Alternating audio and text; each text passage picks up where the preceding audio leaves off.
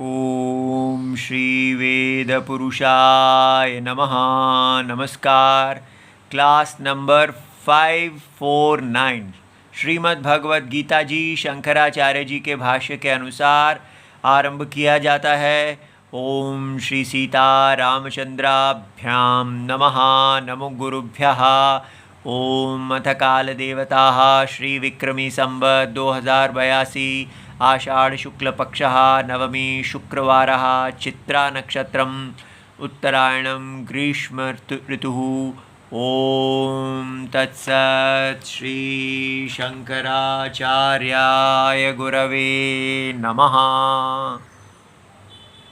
बाह्यस्पर्शेष्वसक्तात्मा विन्दत्यात्मनि यत्सुखम् स ब्रह्मयोगयुक्तात्मा सुखम् अक्षयमश्नुते।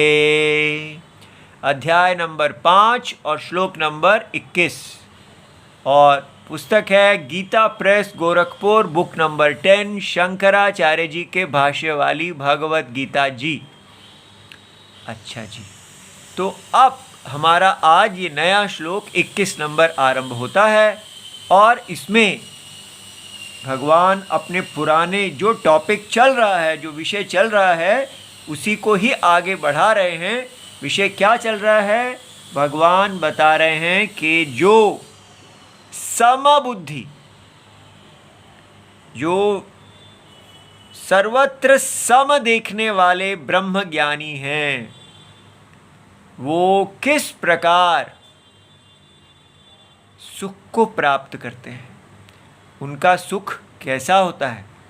ठीक है, तो इसलिए सुखम अक्षयम अश्नुते, वो कैसा सुख प्राप्त करते हैं? अक्षयम, जिस सुख का क्षय नहीं होता, ऐसे सुख को प्राप्त करते हैं। तो अब अक्षयम माने ये समझ में आया कि संसार में जो भी सुख है उसका क्या स्वभाव है? क्षयम, वो क्षय हो जाता है, वो तात्कालिक है, वो निमित्त से आता है। निमित्त माने उसका कोई रीज़न है जिसके कारण वो सुख आता है और रीज़न के चले जाने पर वो भी चला जाता है। लेकिन एक सुख है जो निर्निमित्त सुख है, जिसका कोई निमित्त नहीं है, जो किसी कारण, किसी परिस्थिति के कारण जन्म नहीं लेता। तो वो जन्म लेने वाला सुख नहीं है, वो सुखम सदा रहने वाला सुख है। तो दो प्रकार के सुखों की तुलना ये श्लोक करवाएंगे। एक सुख जो है वो अज्ञानी को उपलब्ध है, वो है क्षय होने वाला सुख, और दूसरा सुखम जो है वो ज्ञानी का विषय है, ज्ञान विषय, अज्ञान विषय। ठीक है, तो हमें इसका विषय समझ में आ गया। इस श्लोक को पढ़ने के बाद हमें पता चलेगा कि सुख जो है वो अज्ञानी को कैसा सुख की प्राप्ति है और ज्ञानी को कैसे सुख की प्राप्ति है। तो क्या कहा जाता है? ज्ञानी कैसे होते हैं? बाह्य स्पर्शेषु असक्तात्मा। तो ज्ञानी का जो बताया गया कि वो कैसे हैं, वो बाह्य, बाह्य माने एक्सटर्नल, बाहर के। तो किसके बाहर के? तो ये किससे अवधि की जा रही है? आप कहीं से कहेंगे रेफरेंस पॉइंट क्या है आपका, किसको आप बाहर और किसको आप अंदर कहते हैं? तो यहाँ पर हम आत्मा से बाहर, जब हम अपने आप को देह समझते हैं, ठीक है, तो देह समझने वाला आत्मा, तो हमें समझना है बाह्य का मतलब बहुत इंपॉर्टेंट है, देह से बाहर नहीं। इसका अर्थ ले लिया जाता है कि हमारा शरीर है तो शरीर के बाहर एक सुख है और दूसरा जो सुख है वो शरीर के अंदर है, तो उसको हम मेडिटेशन सुख मान लेते हैं। लेकिन यहाँ बाह्य का अर्थ है आत्मा से बाहर, अर्थात देही एक अवस्था है ज्ञान की विषय कि देही स्वयं आत्मा, जो देही जो है, देह जिसकी है वो देही आनंद रूप है, और वही देही अज्ञान की अवस्था में जब अपने आप को शरीर देखता है, अहम देहः कहता है, तब वही देही जो है वो आत्मा से बाहर सुख को ढूंढता है, और वो उसका सुख जो है वो कैसा होता है, बाह्य स्पर्शेषु। जो वास्तविक देही आत्मा है वो उसको आनंद रूप नहीं लगती, उसको लगता है कि ऐसा कोई अंतर आनंद स्वरूप आत्मा वो नहीं है, वो एक ऐसा शरीर है जो इंद्रियों के विषय से या मन के स्टेट ऑफ माइंड से उसको आनंद मिलता है। तो आनंद मानसिक है या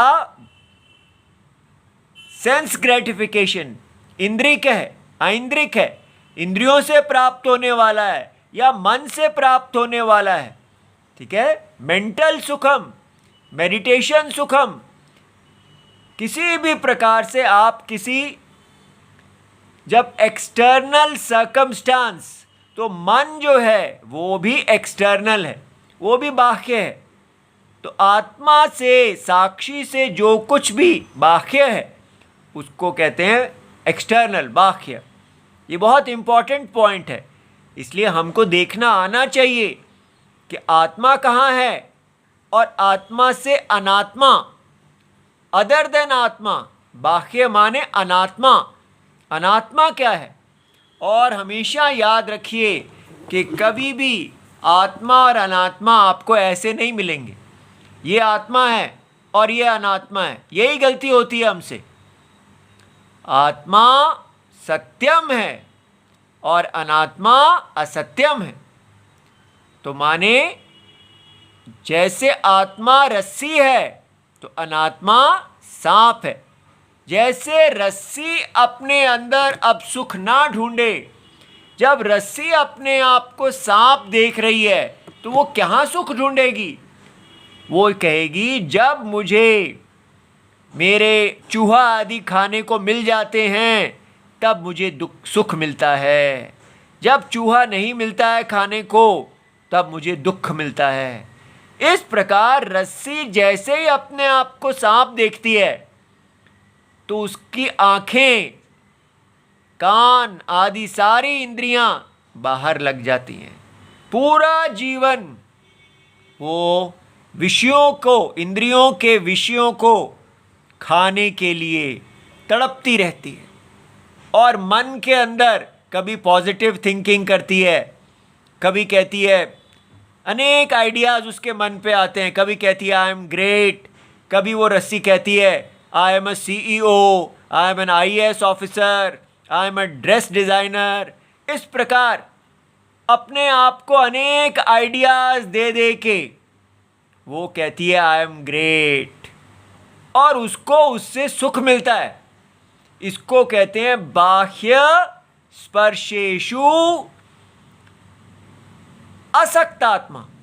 लेकिन हमारे जो ज्ञानी हैं वो इन सारे सुखों को दुखम समझते हैं। ये एम्पावरमेंट है। एक शब्द भी ये पूरा समझ में आ गया, पूरी जीवन बदल जाएगा। ये यू टर्न है लाइफ में, ये हमारी भारतीय संस्कृति से परिचय कराएगा। ध्यान से देखिए, सुखम दो प्रकार के, या ये जो श्लोक है हमें दिखा रहा है कि एक स्वरूप सुखम है। आत्मा अपने आप में ही सुख है। आत्मा को सुख प्राप्ति के लिए किसी बाह्य वस्तु की आवश्यकता नहीं है। उसको सुख प्राप्ति के लिए कोई आईएएस ऑफिसर बनने की आवश्यकता नहीं है। वो अपने आप में ही सुखी है। कितना सुखी? अक्षयम सुखम। ठीक है, इतना सुखी है वो। ये है स्वरूप सुखम। ये ज्ञान का विषय है। और अज्ञान का विषय, अज्ञान अवस्था में जब वही आत्मा अपने आप को एक शरीर देख रहा है तो उसको विषय सुखम की प्राप्ति है। ये विषय सुखम जो है, इसको कहा है बाह्य स्पर्शेषु, बाहर के स्पर्शों में। तो इंद्रियां अपने विषयों में स्पर्श करती हैं। तो जो व्यक्ति असक्त है, असक्त माने पूरी तरह उसके अंदर खोया हुआ, और असक्त माने नहीं, उसके अंदर कंज्यूम्ड नहीं है, एडिक्ट नहीं है, आश्रित नहीं है। ठीक है, एक शब्द होता है आसक्त, उसका मतलब होता है पूरी तरह कंज्यूम्ड, पूरी तरह खिंचा हुआ। और दूसरा है असक्त। यहां असक्त है माने नॉट सक्त। सक्त माने उसकी चेरिश, वो उसकी कुत्ते की तरह उसकी जिह्वा लटकती नहीं है। वो अंतरात्मा में पहले ही पूर्ण है। तो बाह्य स्पर्शेषु असक्त आत्मा, यहां आत्मा का अर्थ है अंतःकरणम। हमारा जो मन है ये है हमारा, ये शुद्ध है या अशुद्ध है?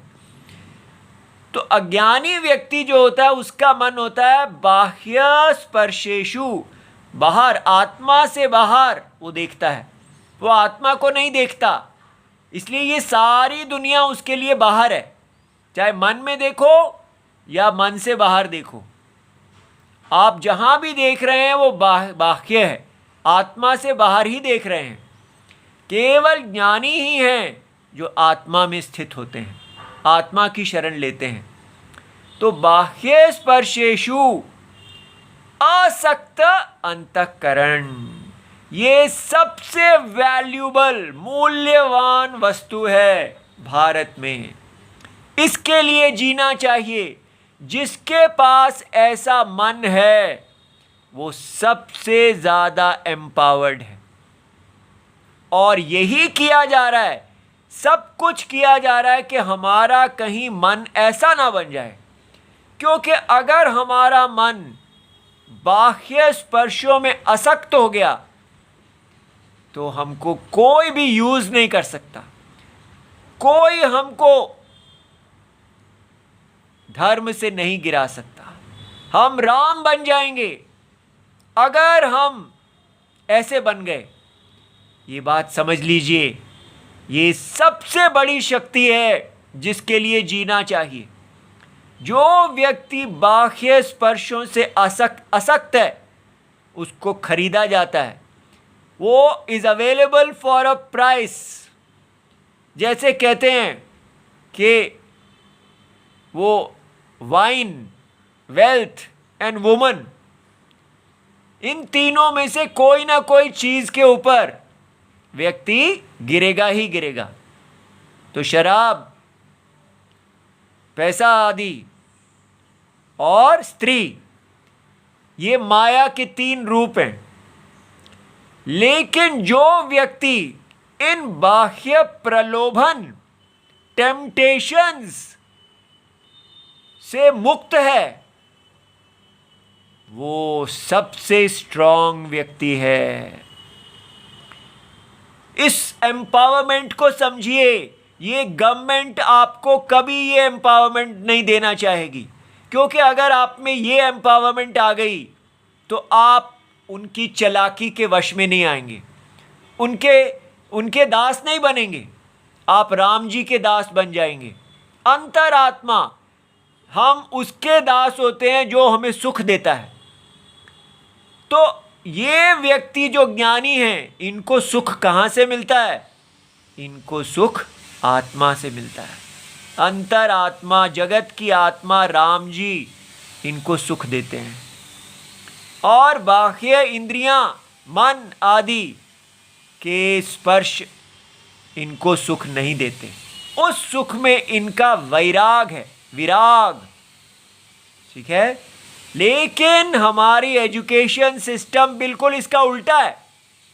वो कहती है कि अगर आपको बाह्य स्पर्शों में मौज चाहिए तो बाजार में आ जा, ठीक है। ऐसा एक गीत है, मौज लेनी है ते कोठे उत्ते आजा।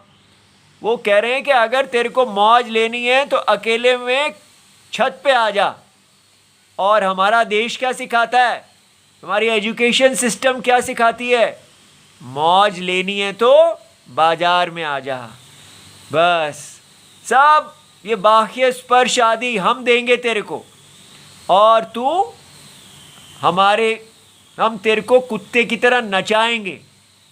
पूरा जीवन स्वाभिमान से रहित हम इन्हीं विषयों के भोग के लिए जिह्वा लटकाए लटकाए गिरते रहते हैं। आप देखिए, ऐसी एक स्कूल टीचर थी, वो 12 साल से अपने स्कूल में साइंस पढ़ा रही थी, लेकिन उसके स्कूल की पॉलिसी थी कि जितना उनको सैलरी 30,000 रुपये महीना मिलती थी, उसमें से 6,000 उनको स्कूल को अनअकाउंटेबल वापस करनी पड़ती थी। चेक कटता था 30,000 का और 6,000 स्कूल को वापस कर दो। तो उन्होंने जाके कहा कि ये आप ऐसा, हमें आवश्यकता है, आप ऐसा मेरा पैसा जो आपने 12 साल में लिया है वापस कीजिए। स्कूल ने उसको बाहर निकाल दिया। वो कोर्ट चली गई, कोर्ट ने वापस उसको रीइंस्टेट कर दिया कि आप स्कूल उसको नौकरी से नहीं निकाल सकता। फिर स्कूल ने सारे टीचर्स को कहा कोई इससे बात नहीं करेगा और ये स्कूल की क्लास में भी पढ़ाने भी नहीं जाएंगी, बस ऐसे ही रहेंगी।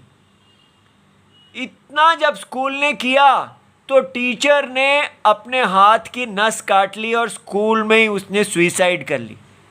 अब बताइए कि क्यों हुआ? क्योंकि वो टीचर के पास ये बल दिया ही नहीं गया था कि अगर लोगों ने उससे बात करनी बंद कर दी, स्कूल में उसको पढ़ाने का अवसर भी बंद हो गया। इस दुख के अंदर क्या उस टीचर के अंदर राम जी नहीं थे? क्या उसके अंदर आत्मा का सुख नहीं था? कितना भी बाह्य दुख से उसको कंट्रोल किया जाता, लेकिन क्योंकि हम अंतर आत्मा में जुड़े ही नहीं हुए, हम अंदर से सुखी नहीं हैं, तो वो इस प्रेशर को नहीं झेल पाई। और स्कूल वालों को पता था कि अगर इसको हमने बाह्य सुख से रोक दिया, जैसे जेल में क्या होता है, जेल क्यों किसी को नहीं पसंद है? कोई कहे भाई बड़ा अच्छा है, आप कमरे के अंदर हैं, आराम से बैठे। लेकिन जेल के अंदर क्या होता है? बाह्य स्पर्शेषु, वो सब आपको सुख नहीं मिलता, आप लॉक कर दिए जाते हैं। तो अगर व्यक्ति लॉक भी कर दिया जाए, उससे कोई बात ना करे, उसको कुछ भी करने को ना मिले, तो भी उसके पास राम का वेल्थ रहना चाहिए, ठीक है। इसीलिए मीरा जी कहती हैं कि राणा रूठे नगरी राखे, हरि रूठ्यो कहाँ जाना। अगर हमने किसी संत से सीखा है तो वो मीरा जी हैं। मीरा जी इस भारत की नंबर 1 संत हैं, नंबर 1 ज्ञानी हैं। कितना बल है उनके अंदर, उनकी नॉलेज देखो कि राणा रूठे कोई बात नहीं, राजा रूठ जाएंगे तो कितनी बड़ी प्रॉब्लम है, हम कितने डर जाते हैं। वो एक प्रिंसिपल रूठ गए तो वो घबरा गई वो टीचर। राजा रूठे नगरी राखे, चलो कोई बात नहीं, नगरी रख लेगी। लेकिन क्राइसिस क्या है? हरि, अगर अंतरात्मा, अगर जो सुख देने वाली अंतरात्मा है वो ही रूठ गई तो कहाँ जाना? प्रहलाद जी, उनके पिताजी जगत के राजा थे, सारे देवताओं के राजा थे, लेकिन उन्होंने डरे नहीं हो। क्यों? क्योंकि वो राजा उनसे बाह्य स्पर्श का सुखम ले सकते थे, उनके प्राण ले सकते थे, फिर भी उनसे आत्मा नहीं ले सकते थे। ये आत्मा के ऊपर आश्रितता, आत्मा को अपना बल समझना, ये है एम्पावरमेंट। और ये ही हम भारतीयों से छीन ली गई है। बचपन से हमें पूछा जाता है, what will you be when you grow up? तुम्हें क्या बनना है? अरे मुझे अपने हरि राम जी से प्यार करना है, मुझे सीता राम बनना है। ये कहीं नहीं सिखाया जाता। क्या सिखाया जाता है? आप जब तक जॉब नहीं करेंगे तब तक आप, ये बाह्य स्पर्श है, जब तक नौकरी का लेबल आपके ऊपर नहीं लगेगा, आप बहुत सा पैसा, बहुत से ऊंचे नाम नहीं होगा आपका, तब तक आप कुछ है ही नहीं। व्यक्ति सुइसाइड कर लेता है अगर उसकी जॉब चली जाए, अगर उसकी ट्रांसफ़र हो जाए, अगर उसकी डिमोशन हो जाए। हमको इतना कंट्रोल किया जा रहा है, हमारा सब कुछ लुट जाता है। अगर हमारी पत्नी चली जाए, बच्चे चले जाएं, हम हर समय ब्लैकमेल किए जाते हैं। क्यों हम अपने आप को इतनी दुखमय जीवन दे रहे हैं? क्यों ब्लैकमेल करा रहे हैं? व्यक्ति का सबसे बड़ा बल विराग है। देखिए शंकराचार्य जी क्या कहते हैं, कस्य न सुखम करोति विरागः। कौन नहीं है जिसको विराग, ये बाह्य स्पर्शों में आसक्ति, जिसके पास भी ये आसक्ति आ जाएगी वो सुखी हो जाएगा। ये शक्ति ही दुख का कारण है। लेकिन कौन सी एजुकेशन में ये सिखाया जा रहा है? उल्टा हमें बचपन से कहा जा रहा है कि आपकी आसक्ति ही आपकी मोटिवेशन है। अगर आपके अंदर ये जो सपने हैं इनको पूरा करो, भारत की 20 ट्रिलियन इकॉनमी को पूरा करो, और सारे राष्ट्र को केवल आसक्ति के अंदर डाला जा रहा है। किसके नाम पर? इसी भगवत गीता के नाम पर। हम कितने लूटे जा रहे हैं। ये राष्ट्रवाद आसक्तिवाद है, ये कामवाद है, ये बाजारवाद है, सबसे घटियावाद। ये कोई वैराग्य नहीं सिखाता, ये कोई राम जी की प्रीति, राम जी के गुणों को नहीं सिखाता। सत्यव्रत, धर्मव्रत और वैराग्यम, केवल स्वधर्म निष्ठा, स्त्री धर्म कुछ नहीं सिखाता। केवल क्या सिखाता है? बाजार में बिकना सिखाता है, और इतना हमको डिपेंडेंट बना देता है कि बाजार के आश्रय के बिना हम सुइसाइड कर लेते हैं। इतने हम रेस्टलेस हो जाते हैं कि जीवन में हम हर चरित्र को बेच देते हैं। इसीलिए क्योंकि दूसरा वाला कहता है अगर तुमने मेरी बात नहीं मानी तो बस फिर तुम्हारा जॉब गया, और अगर जॉब चला गया तो सिर्फ पैसे ही नहीं जाते, ये सिर्फ जीविका का साधन ही नहीं है, हमारा पूरा का पूरा सब कुछ चला जाता है। क्योंकि हम इसी के ऊपर, आप क्या हैं? आई एम अ टीचर। और अगर ये लेबल ना लगाओ तो उसी समय मुरझा जाएंगे, कुछ है ही नहीं हम। अरे भाई, ये सारा बाजार तो केवल एक पेट भरने का साधन है, रोटी का साधन है। लेकिन हम क्या बन गया हमारे लिए? हमारे लिए बन गया है कि ये हमारा पहचान है। अगर ये नहीं है तो हम में इतनी शर्म आएगी, हम पूरी तरह नष्ट हो जाएंगे।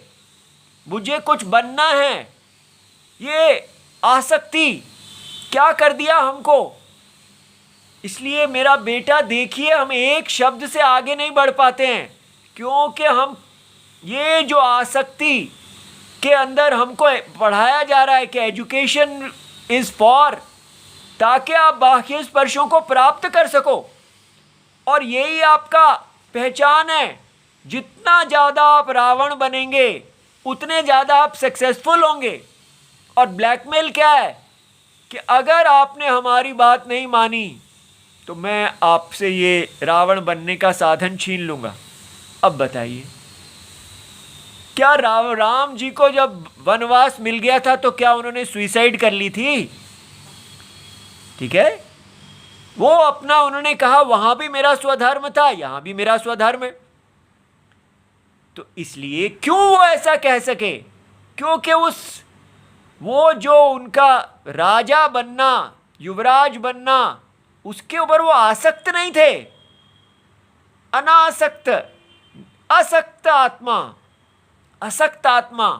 इस संसार में, इस स्वप्न के अंदर कोई भी चीज ऐसी नहीं है जो हमको कुत्ता बना दे। जिह्वा लटकनी ही नहीं चाहिए। क्या है? एग्जामिन कीजिए। क्या है ये? कहते हैं कि वाइन, क्या है ये? शराब, ये नशे, या पैसा? ये क्या है? ये पैसा क्या देता है? पैसा। और ये स्त्री क्या देता है? ये व्यक्ति इन सब से मुक्त हो जाए तो उसको कितना सुख मिलता है। कस्य न सुखम करोति विरागः। सुख के लिए ही तो साधन है ना ये सब। अंतरात्मा से प्यार, केवल विराग। देखिए, ये जो विषय सुखम है इसको कहते हैं भोग। ये सकाम है, माने आप कहते हैं कि इससे मुझे शांति मिलेगी। ये भी दो प्रकार के हैं। आप धर्म करके उन विषयों को प्राप्त करें या अधर्म से प्राप्त करें।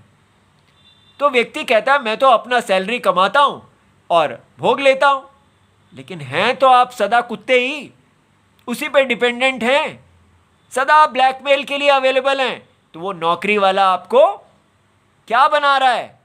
कंट्रोल कर रहा है। इसलिए केवल नौकरी जो है वो स्वधर्म नहीं होती। राम जी की नौकरी स्वधर्म होती है। जब तक आपके अंदर विराग नहीं है आप धर्म पथ पे चल ही नहीं सकते। जो विराग वाला है वो कहेगा कि राम जी की मिलेगी तो खाएंगे, वरना यारो हम भूखे ही सो जाएंगे, फुटपाथों के हम रहने वाले।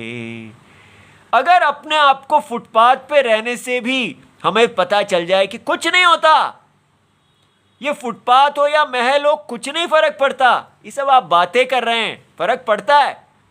नहीं पड़ता। व्यक्ति के अंदर राम जी होने चाहिए। राम जी फुटपाथ पे थे, उनको नहीं फर्क पड़ा। आपको जहां भी राम जी रख दें, आपको क्या करना है? स्वधर्म। कोई कामना ही नहीं है, जहां भी आप जाएंगे वहां एक स्वधर्म होगा, वो करो। ये है कस्य न सुखम करोति विरागः। ये कहां से आया? भज गोविंदम। सुर मंदिर तरुमूल निवासः, शय्या भूतलमजिनं वासः, सर्वपरिग्रह भोगत्यागः, कस्य सुखं न करोति विरागः। भज गोविंदम, भज गोविंदम, गोविंदम भज मूढ़मते। देखिए, सूर्य मंदिर, भगवान के मंदिर में आप रह रहे हैं या पेड़ के मूल में आपका निवास है, और शैया आपकी क्या है? भूतल, जमीन पे ही रह रहे हैं। कपड़े क्या हैं? केवल एक आपने कोई चर्म, मृग चर्म इत्यादि पहन लिया है, कुछ भी पहन लिया है, वो वास है। सर्व परिग्रह, जो भी कोई चीज मनुष्य अपने लिए इकट्ठा करता है, परिग्रह भोग का आपके मन में त्याग है, ये सब स्वप्न की चीजें हैं, जो मिल गई ठीक है। ऐसे व्यक्ति को क्या मिलता है? कस्य न सुखम करोति विरागा। कोई भी नहीं है, किसी इस संसार में कोई भी नहीं है जिसको ये सुख विराग नहीं, विराग सुख नहीं देता। विराग ही सुख का हेतु है।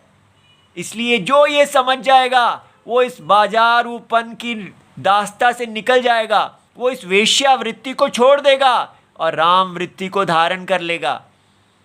इस संसार के भोगों के प्रति आसक्त हो जाएं, कुछ नहीं है इनके अंदर, और फिर राम जी से प्यार करते हुए कहाँ जाएं? ये नहीं कि सब कुछ छोड़ के चले जाएं, स्वधर्म के मार्ग पे जाएं। जब आपके अंदर विराग आएगा तो आप स्वधर्म को देखेंगे। यही मिस्टेक है। व्यक्ति कहता है विराग है तो मैं सब छोड़ के ही चला जाऊंगा। वो बुद्धों का मार्ग है। हमारा वैदिक धर्म है कि अगर विराग है तो आप राम बनते हैं, सीता बनते हैं, और पूरी अनासक्त बुद्धि से स्वधर्म का पालन करते हैं। ये कर्म योग है और सुखी होके जीते हैं हर परिस्थिति में। एक माता जी कहती है मेरी जॉब चली जाए तो मैं क्या डांस करूं? तो क्यों नहीं भाई, कर लो, क्या हो गया? अगर जॉब चली गई है तो क्या हो गया? कुछ ना कुछ और आएगा, नहीं आएगा तो कोई बात नहीं, लेकिन डांस करने से कौन रोक रहा है? इसका क्या संबंध है? इसलिए ठीक है, कभी दुख की परिस्थिति है, कभी सुख की है, लेकिन स्वधर्म त्याग की परिस्थिति कभी नहीं आएगी। याद रहे, ये स्वधर्म है जो हमारी आत्मा है, जो हमारी रक्षा करता है। प्राण जाए पर राम ना जाए, ये जीवन जीने का, एम्पावरमेंट का तरीका है। इसी से हमारे देश के सभी लोग गए हैं, जिए हैं। और ये राष्ट्रवाद आदि ये सब को छोड़ के केवल सीतारामवाद, इसी से जीना है। ओम नमो भगवते वासुदेवाय। प्रणाम।